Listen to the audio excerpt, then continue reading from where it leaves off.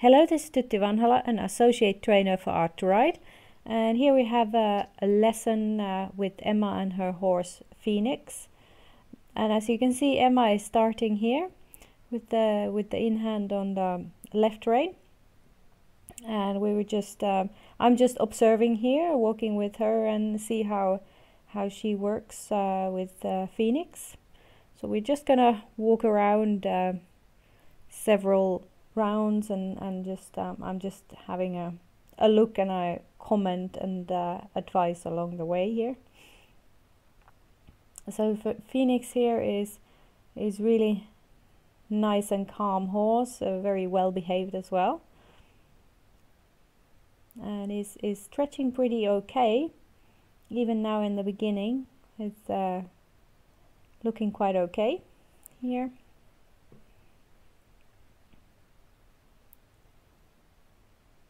And as you can see at the background, that's the environment they are in. Their fields are along these hillsides, and it's quite nice and undulating environment they have. Very nice for horses to graze and be around whole year round.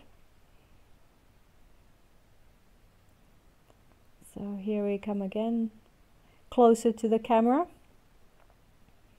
So he's kind of at the moment just kind of, I would say, cruising here around. Here is a little bit better, just as he goes beyond below the knees there. That's looking good. But if he's just above the knees or around chest height, then you can see that his lower neck is still activated and he's not quite engaging through his body there.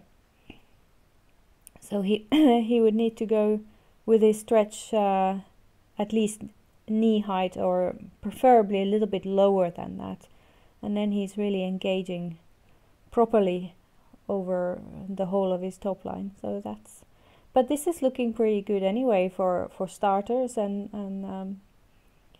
Emma has a good technique in a way that she's keeping herself at the shoulder area there, and she has pretty good hands, as you can see. She's allowing for the stretch there. If he would want to stretch, he can. So that's nice that she's not blocking him.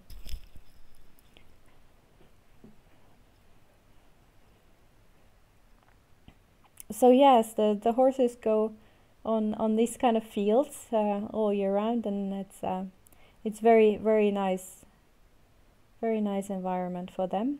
But as you can see, that it doesn't a great undulating and varied grounds. It doesn't automatically mean that the horse would work his top line in a very good and meaningful way.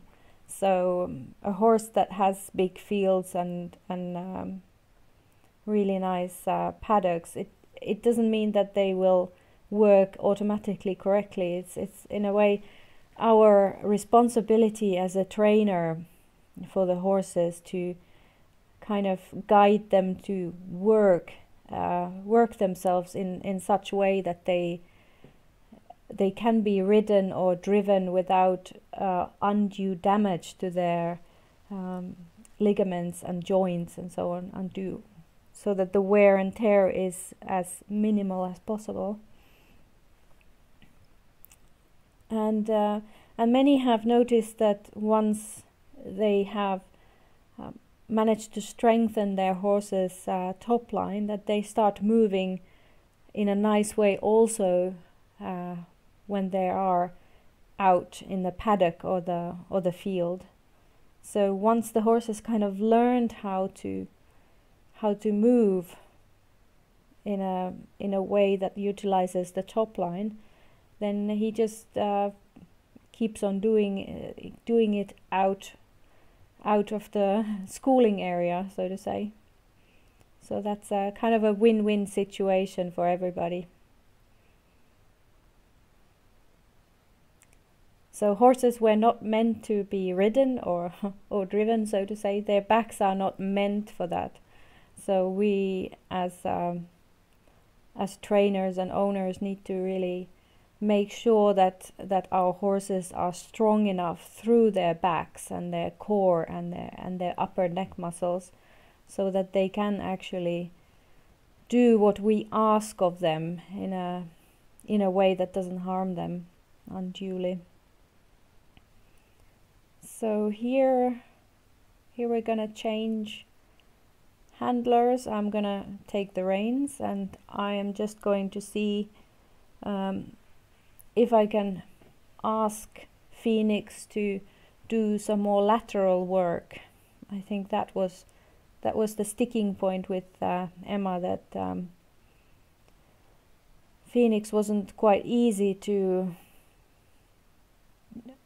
kind of do lateral work with, didn't step over that easily. So I'm just gonna have a look how that would work. And I start here immediately with a smaller circle, and he's trying to kind of lean into me, and then he tried to walk past me. So you saw me there asking for more space from him by using, I think I used my elbow there to kind of make clear to him that I want him to yield away from me and give me space. And you can also see how I turn more towards him, like there. I was blocking him and really asking him to give me space and yield. So when he does not want to yield, and he just wants to escape going kind of past me, I take that energy and I make a small circle out of it, so to say. And with that small circle, I also ask him to move over, and that usually helps to not only to engage the horse's core and top line better, but also to kind of concentrate his mind on the training and the fact that I'm asking him to yield away from me, to give me space instead of coming into me.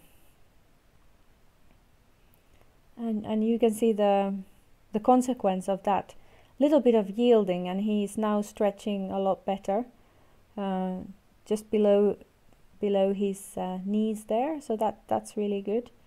That will engage his core a lot more.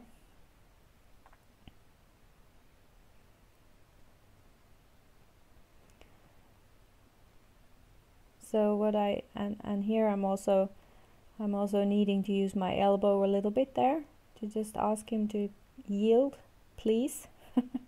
and he does, and you can see how he's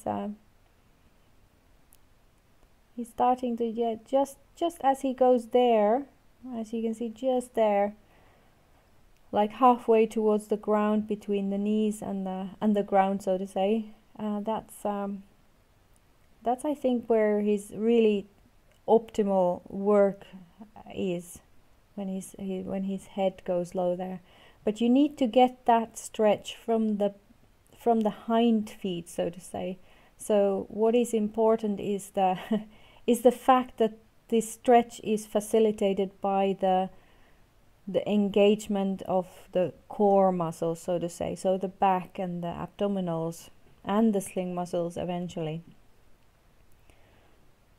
So indeed, that is why we are doing lateral work in hand. It is to facilitate that engagement of the top line.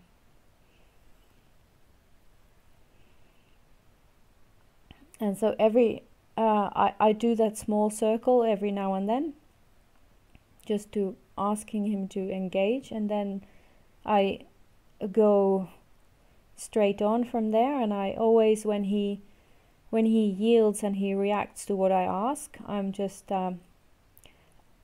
giving him all the rein and just allowing him to stretch down and relax and start working better through the whole body. And yeah, and every time he's coming up and disengaging his body, then I ask a little bit more lateral, just to ask him to get back to it. And then I allow him to stretch once he's reacted. And this kind of, the smaller circles seem to help with him a lot better. So in that way, he can't really, so to say, escape the harder work. Like if I would ask for a leg yield from a straight line with him, he could easily just escape by not yielding and just walking faster forward, so to say, kind of straight on, and wanting to cut me off, so to say. So then I would just redirect that energy by doing that circle. But after a while, after he's kind of starting to understand this procedure, I think it probably will work fine to do a leg yield from a straight line, so to say, and you don't have to do these endless circles all the time, so to say. It's just probably a kind of the first phase that he needs to have to understand what is wanted of him. So here we go. Just handing over here the reins back to Emma, and she will go in, and we'll see if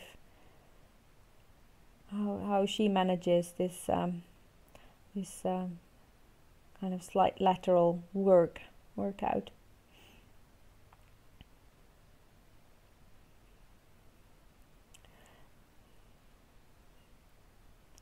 So that's really nice stretching. And he's just about active enough here. Yeah, I think that's just about good activity for him. One could say that he could be just a tad more active still, but this is okay, so to start off with. That's very nice striding there. That's very nice. You can see how he's kind of reaching forward as well. That's really optimal there. Yeah, that's very good. So the horse does not necessarily have to go down immediately to the ground level. You should not expect that, and some horses can do it, and some horses need a lot of time before they can physically stretch down all the way to the ground.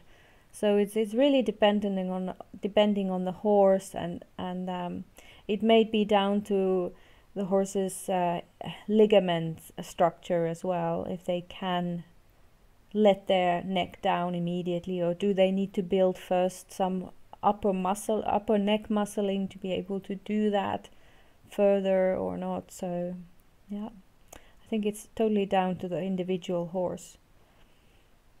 But what you need to look more than just where the head is, you need to look at how the horse engages himself. Does he engage himself through the back and the abdominals and the sling and the upper neck? Then you're fine.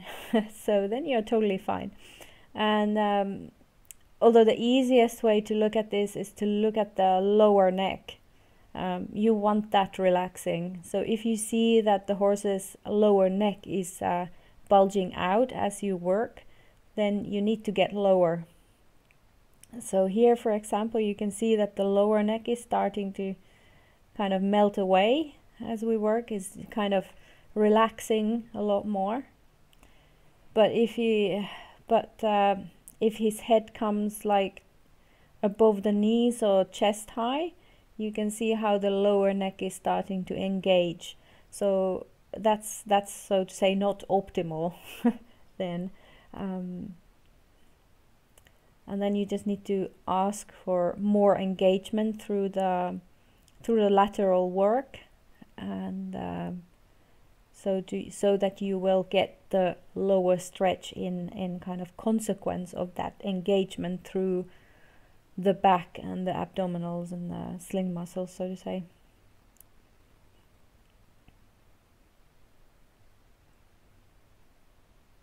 But I find that the horses that I've seen so far, that I think all of them have had to like stretch at least to the knees or below the knees before they are actually working optimally and will eventually build muscle in that kind of frame. Oh, and here we have another customer, and here you can see how calm Phoenix is.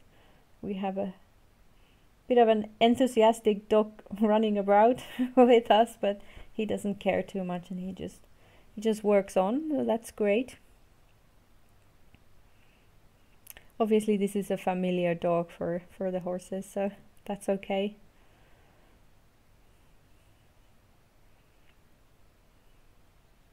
Might be just a little bit disturbing though, so he's called back, so that's good.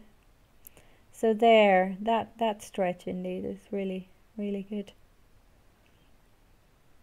But yeah, talking about this, if the horse should, where the horse's head should be, is like some horses, like Pöly is one of the horses that just could put his nose down to the ground pretty soon, so to say, pretty quickly. He especially in trot, he would just trot with his nose on the ground basically quite soon. So he's one of the horses that needed to, or was able to do that, and then work his core in such a position, and then only later on he built his the kind of the muscle in front of the wither, the cervical trapezius muscle there. So he built that, started to build that muscle only when his core was strong enough. But then there are horses who don't stretch down to the ground immediately, but they build their trapezius muscle in front of the withers at the same time as they build their core muscles, and they wouldn't stretch immediately down to the ground because, well, possibly because the ligament structure might be slightly different, and and their conformation is just different. So it really is depending on horse how they work their muscles and which kind of sequence the muscles build.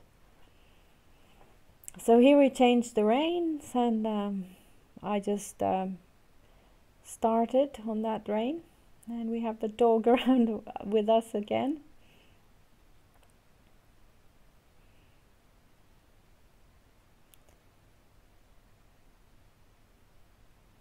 So Phoenix here is obviously a horse that does not go down immediately. So he just needs to work his body as a whole before he can really stretch any lower than kind of halfway down from his knees, so to say.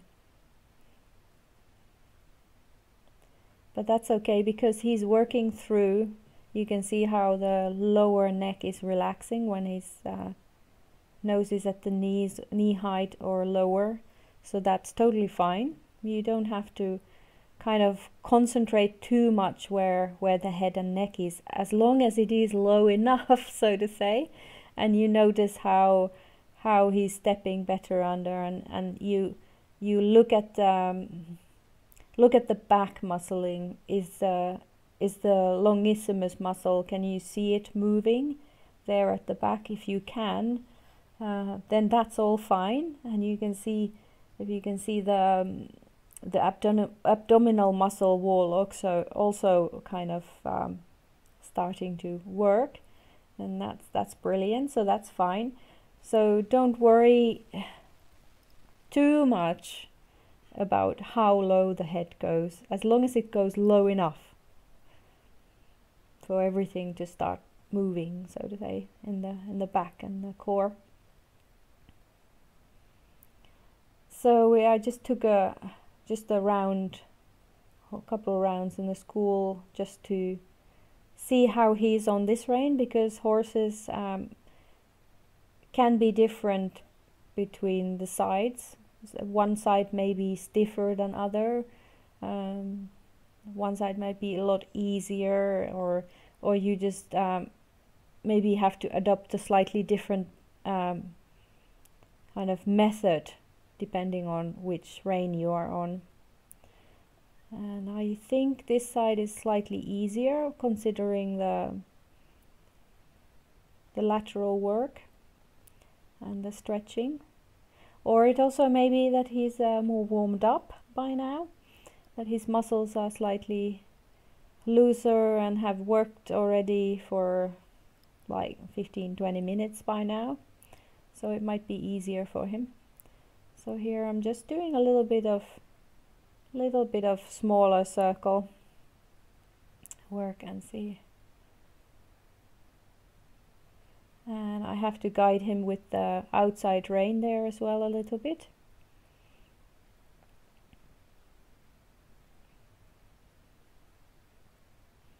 So this is good work. You can really see how he's lengthening his neck forward and down below his knees, just not quite here, but oh, just before he came to the camera, so to say.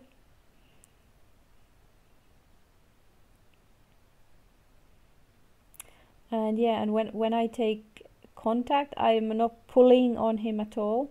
I'm just following his head up with my inside hand, and I'm just trying to keep similar contact on the outside rein as well. So in no time am I pulling on his mouth here. It's just I'm just following his head with a slight contact. And when he's yielding like there, that's very nice. That's very nice work. I'm asking a little bit more of it. And then he's bending a little bit too much through his neck, but there he's straightened up, and I'm just giving the rein to him now again. Going around the puddle, so to say.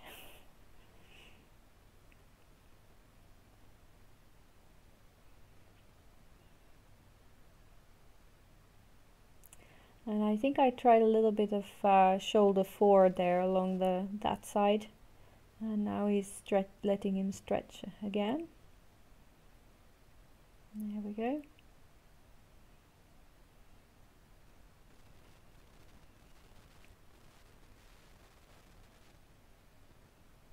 Oops, there's the dog.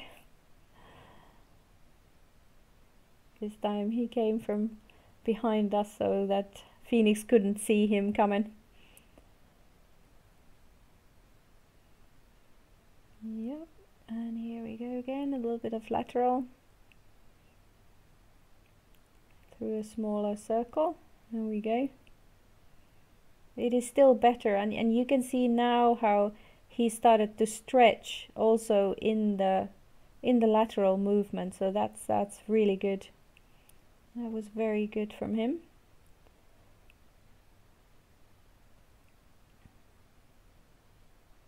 There we are, and I think I'm just wanting to ask him to step over with his inside hind leg there, from the standstill, just to have a look at it as well, that he really steps across. And you can see from here that he's starting to step under better. He's stepping under and cross, and indeed he's starting to stretch into that slight yield, so to say, and that's really a good sign. It really works the horse more. So in the beginning you would not expect the horse to be able to stretch into the lateral work, because that is really hard work, and this is why they usually in the beginning they lift their heads up, and then you just need to, yeah, like there I just took a little bit of contact with the inside, and he started stretching even though we are doing a little bit more harder work with the slight yield in this kind of semi-small circle. That wasn't quite a small circle, but anyway. And here I'm just asking a little bit harder, little bit harder work, and because I noticed that he can actually now start doing it, because he doesn't anymore lift his head really high and hollow out totally. So yes, once the horse has more muscle along his top line, he can start to stretch into the lateral movements a lot more.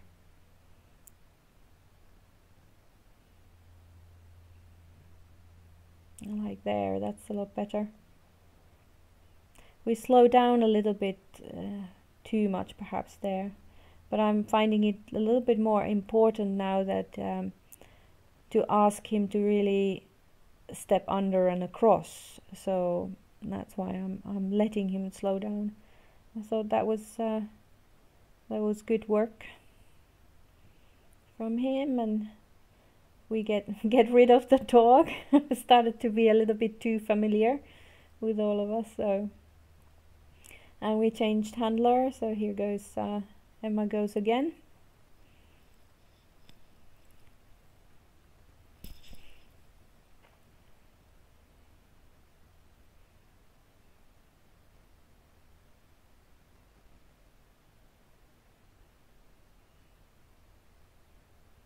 There, you see there, that's pretty good. It just makes a big difference, just that you know, 10 centimeters or so lower, and the body changes quite dramatically. The rhythm becomes different, and everything seems more fluid, so to say, when the movement kind of comes through from behind to the tip of the nose.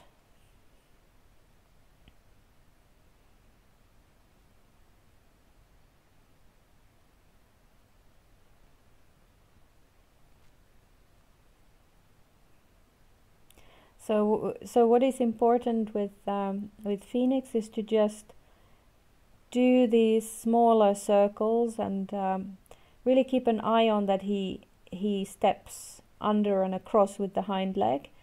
And at the same time, remember to keep up though the activity. It's okay for him to slow down just a tad when you do the circle, but once you come out of it, just make sure that he's striding actively enough, that you don't fall into the trap of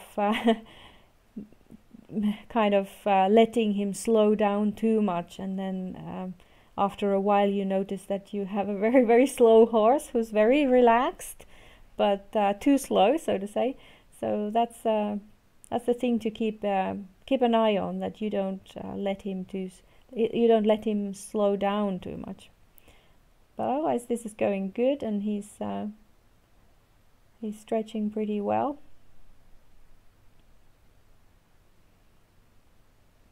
And then, I mean, you can try the yield from a straight line every now and then. Just stay quite close to the track, so to say, and just yield a step or two into the track, so to say, and see what happens. Like here, that was a little bit better. I think we're doing a shoulder 4, so to say. We're trying a shoulder 4 here. Went pretty good, actually. So that's good. That's another option now. After you've done some smaller circles and he's starting to engage well and stretch properly, then you can start trying for shoulder in, or shoulder 4, so to say, along the long line, so to say, long sides of the school. So here we go again. I think we're trying some more. No, I think this is just a turn. That's good. That's also the thing, you could just do quarter turns or such things, so you don't do a full circle, but you turn into a circle and ask for that step under.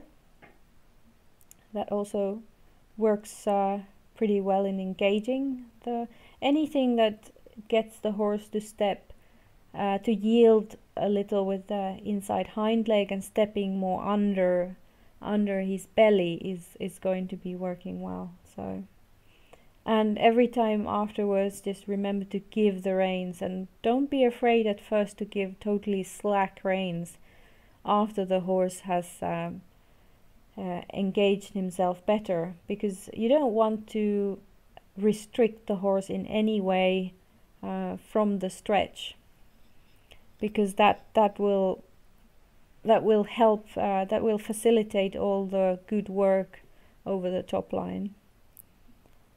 So, and sometimes it is so easy to block the horse with just being just a little too late in giving the rein, and you can block your horse very easily.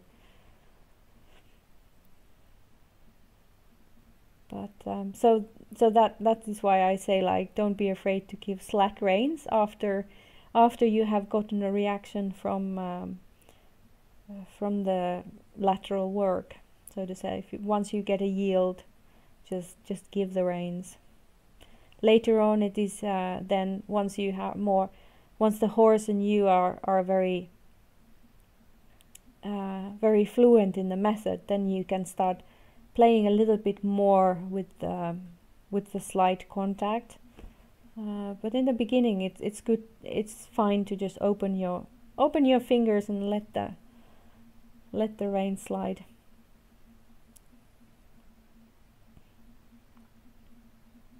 And obviously that is different for the horse to snatch the reins. Obviously you don't want the horse to snatch the reins, which Phoenix here is not doing at all. So he's not snatching the reins at all. So this is a good way of stretching, so to say, and giving the reins. There are some horses that can snatch, and then you should resist the snatch, and you should kind of work the horse always from so to say, from the hind legs, so that the stretch comes from the hind legs, and not because the horse just wants to snatch them and pull the head down without engaging from behind, so to say. But this is going pretty well. You can see Emma has done a couple of lateral work there, some shoulder fore, and a little bit of turns there, and that's going all very well. I'm sure she will do really well indeed with that. Just practice more and more, it'll be fine. And now we move to do some lunging. And we just start in the semi in-hand position, just showing how this thing works.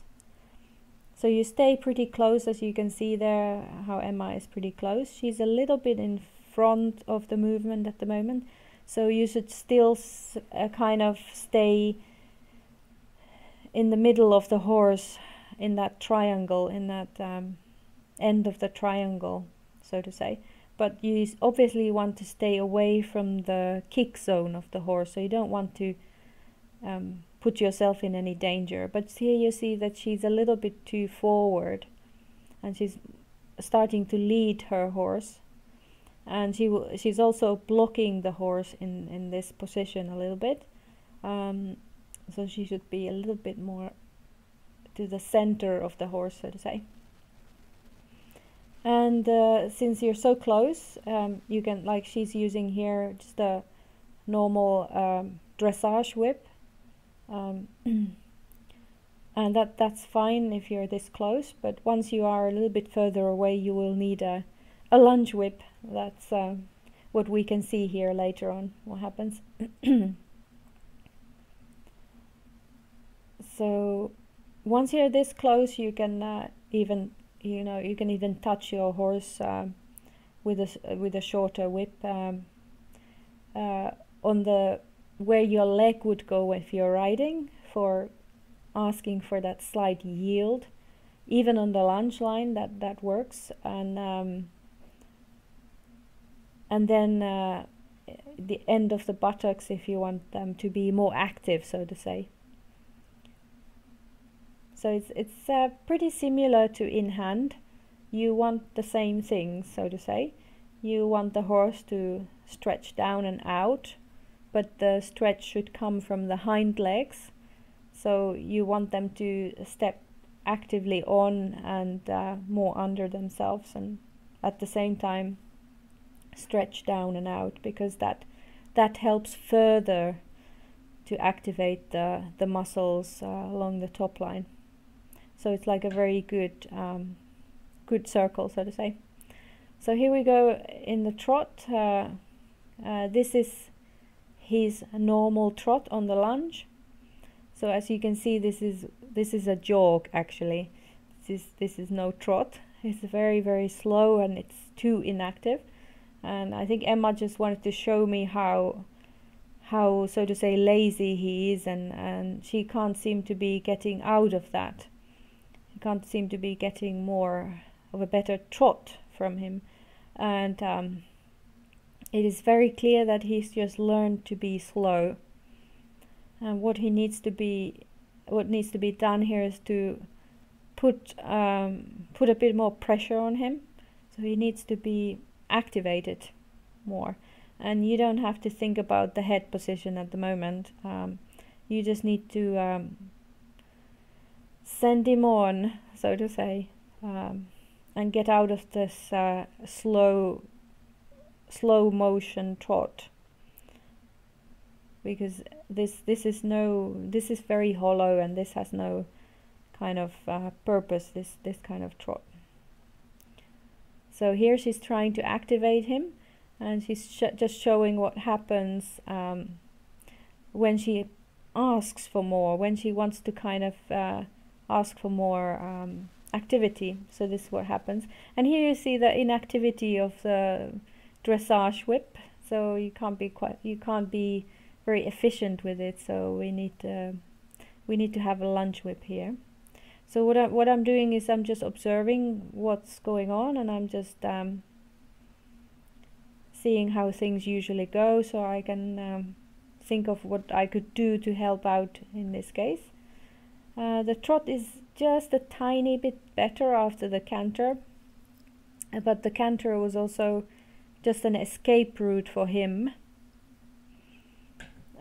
from opening up the trot in the first place. So he just canters on as an escape, so to say. And he does that every time she asks for better trot. As you can see here, he just goes back into a very hollow trot as well. It has one good thing, which is that it helps him just a little bit in the trot afterwards. As you could see there, he's a little bit better, but not really. It's still very short from behind, and it's still like stuck in the mud feel in here. So this is indeed a bit of a problem. And here comes the lunge whip, and now we're gonna get a little bit better at this.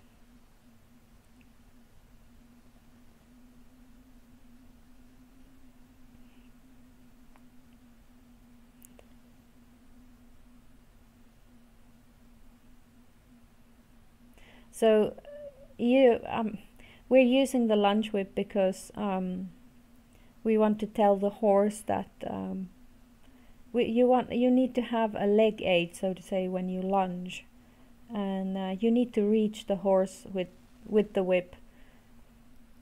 The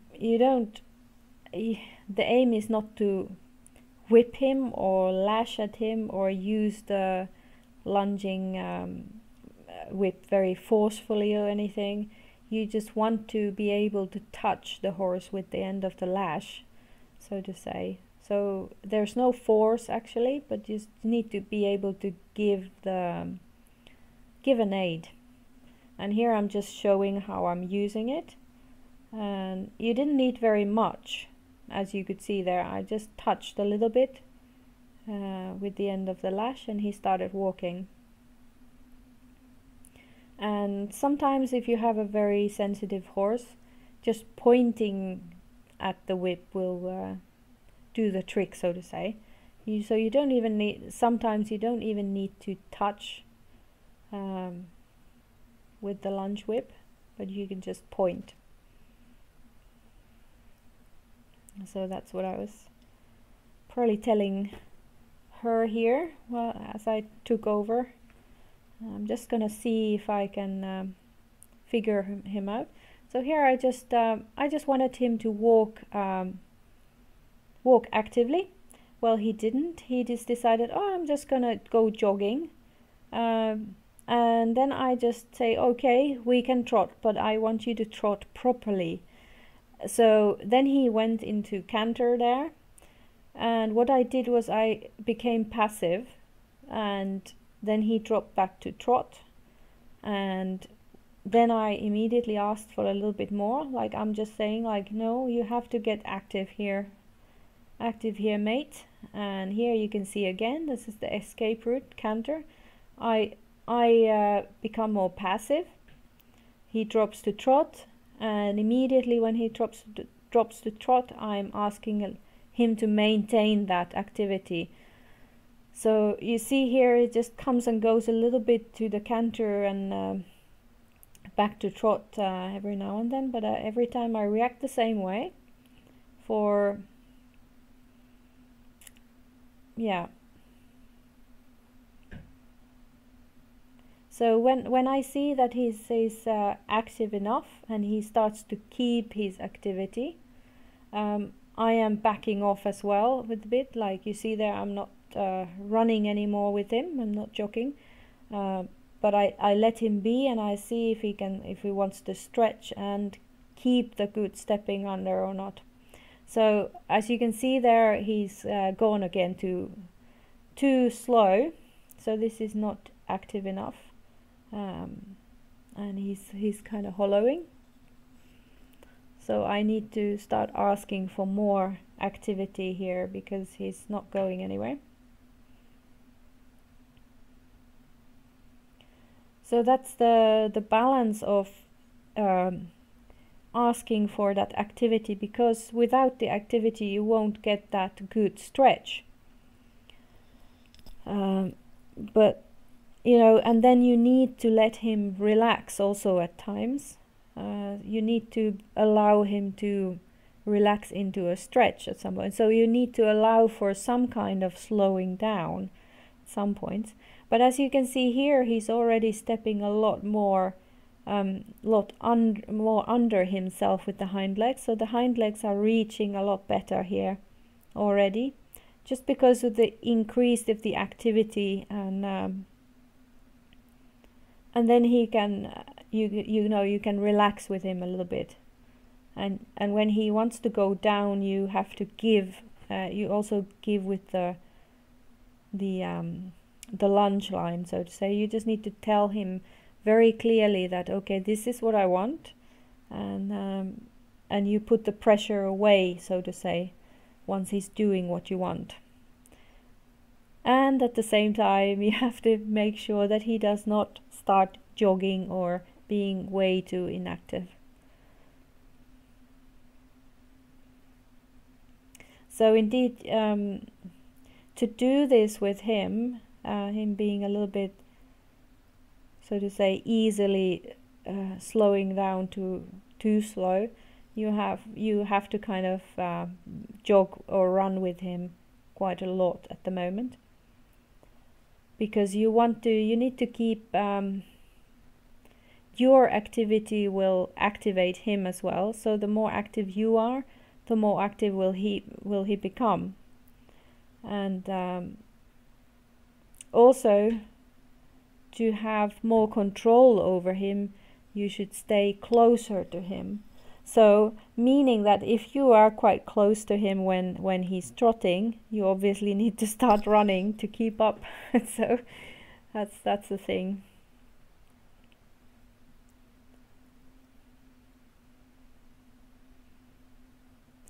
So if he doesn't want to give you a nice and active walk in the beginning of lunging sessions, then that's okay. You can work in the trot, but you have to make sure that the trot is active enough. So you need to just run and activate him before you can have that meaningful stretch, so to say. And then after you've done some trotting, you can ask again if he would want to walk better. So sometimes the walk work is better after doing a little bit of trotting session. It's the same way as you may find that the trot becomes better if you do a little bit of canter, even though the canter would be hollow. As you could see here, right in the beginning, that when he cantered, his trot was immediately a little bit better. So that's the best stretching we've had, and it's active enough there. So there was just a couple of good moments there, and that's a good start.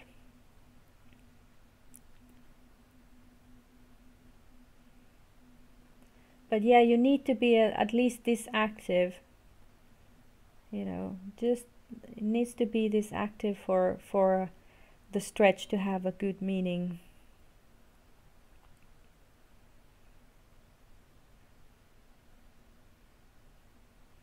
And it is a fine line of him trotting well or that he goes to canter. But indeed, every time when he starts canter, you just have to become passive and just wait. There's a really nice stretch. That's very good. Not quite reaching the knees yet, but it's going there, and that's going the right direction. So that's very good. Considering where we started from with that inactive jog, this is a lot better.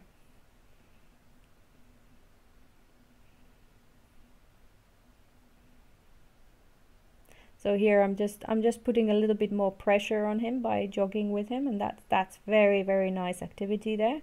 And now if we could get a little bit of a stretch, that would be awesome. There we go, just a little bit there. That's good. That's great. It's starting to be something.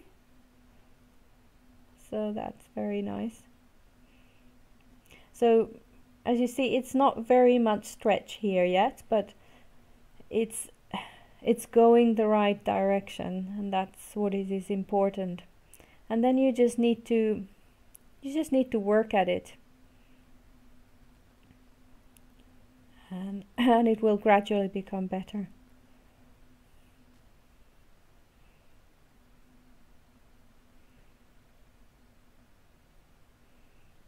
Yeah, there we go. That's a lot better. So now you can see that he's starting to relax, like when we give him a bit of a break there from any pressure, he's starting to relax through his whole body. He's still stepping out. He's actually almost tracking up here every now and then. So that's very good. So the moment his nose goes a little bit more downward, he's stepping already a lot better. Every time his head goes a bit higher, he's stepping shorter. So that's one thing also to notice, that he's starting to step a lot better when he's active and when his nose is starting to go downwards.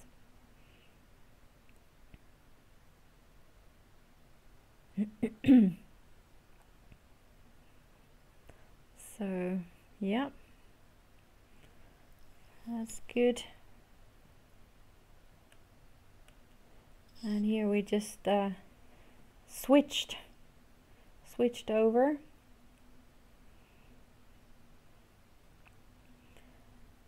So this was a very interesting session, and yeah, what Emma just needs to do here is just to keep the activity. Just make sure that he does not slouch or anything. So that'll be going fine then.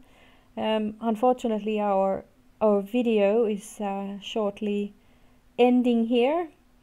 So we did more work after this, but it just didn't got filmed because the batteries ran out, so to say.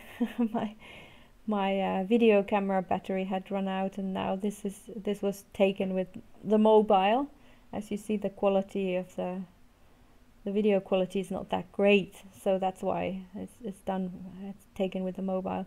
So we haven't gotten the absolutely whole session in film, but we got most of it, and you can see what was going on during the lesson. So it's a lot of work for Emma to run around with with the horse, to just keep him active and start to stretch in the right way. So this whole session was a little bit more than 1 hour, which is on the maximum end, but Phoenix could take it. He was hardly out of breath in the end, and he wasn't sweaty at all, so he's pretty fit. He's just not he just doesn't have very much top line muscle yet, so that's what needs to be worked at. But otherwise, he's a really nice horse with very nice manners. And yeah, I hope this video was very helpful to everybody and to Emma as well. And I hope all the future training goes well, and Phoenix becomes more active and starts building up the muscle. Okay, well, this was our session, and bye.